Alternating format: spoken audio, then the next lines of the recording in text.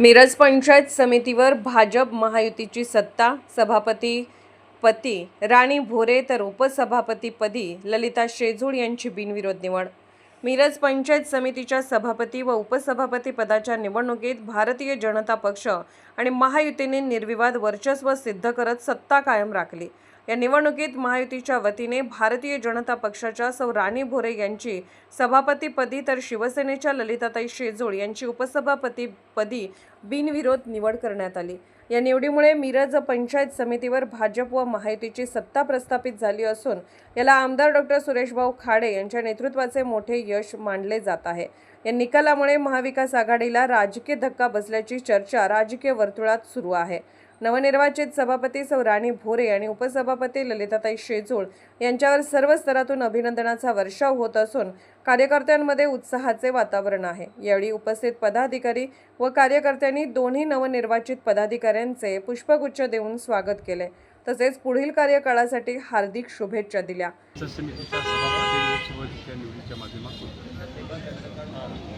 आज निवडणूक पार पडली।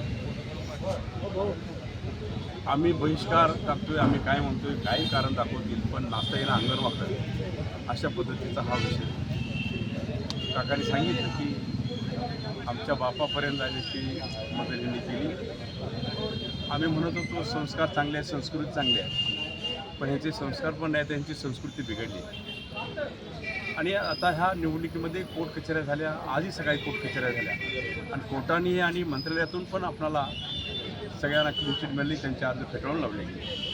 म्हणजे कोर्ट ही सत्यता जाणतं, जनता सत्यता जाणते, पण आम्ही काय तर करतो हे दाखवायचं आणि मग काय प्रकार घडले मागच्या निवडणुकीला हे तुम्हाला माहिती आहे सगळ्यांना। असं आम्ही तर केलेलं नाही आहे, पण आज आम्ही निशिकांतदादा राष्ट्रवादीचे नेते आहेत, बजरंगभाऊ शिवसेनेचे नेते आहेत, काका आहेत, मी आहे, त्यामुळं महायुतीचं एक प्रतीक असं आम्ही उभा करायचा निश्चित आम्ही प्रयत्न केलेला आहे।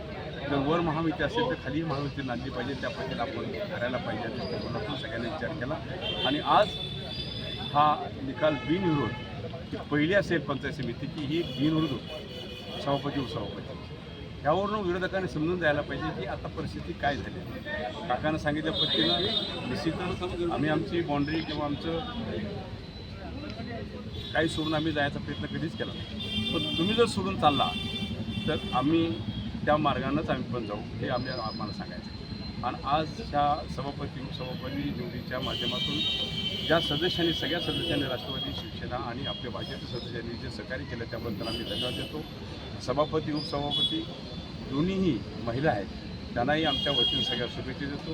निश्चित इथून पुढं काम करत असताना पंचायत समितीचं काम हे चांगलंच होईल, त्यामुळं मी इथं आमदार आहे, त्यामुळं काम चांगलं होईल ह्या दृष्टिकोनातून माझाही प्रयत्न असेल आणि तालुक्यातला विकास कसा साधता येईल यांच्या माध्यमातून, सर्व सदस्यांच्या माध्यमातून त्यासाठी माझा भर असेल। धन्यवाद।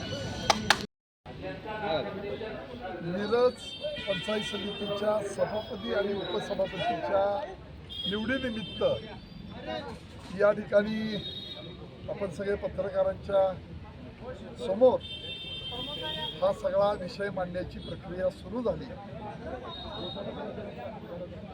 या निवडणुकीच्या निमित्तानं आपण पाहिलं तर माणसांना आभाळ ठेंगणं वाटायला लागलं आणि आमच्या सहकार्यांना, मोठ्या राज्य मंत्रिमंडळातल्या काम करणाऱ्या मंत्र्यांना त्यांच्या बापापर्यंत पोहोचण्याची वेळ सुरू झाली। त्यामुळं हिसका दाखवण्याची वेळ ज्यावेळी आली त्यावेळी तो हिसका दाखवला। आमच्या सहकाऱ्यांच्या नेत्यांच्या बापापर्यंत जाऊन राजकारण सुलभ होणार नाही हे पुन्हा मिरज पंचायत समितीच्या निवडणुकीनं दाखवून दिलं। आमचे ज्येष्ठ सहकारी सुरेश भाऊ आहेत, निशिकांत दादा आहेत, पलीकडं आमचे बजरंग भाऊ आहेत। सगळ्या खेळीमेळीच्या वातावरणामध्ये पुन्हा ही निवडणूक झाली। निवडणुकीला त्यांनी अर्ज भरला नाही, बहिष्कृत म्हणून या ठिकाणी त्यांनी काही भूमिका घेतलेली दिसती, पण सत्ता बदल हा घडू शकतो। कोण कुठं आहे याच्यापेक्षा माणसं कोणाबरोबर आहेत हे पुन्हा या निमित्तानं दिसून आलेलं आहे।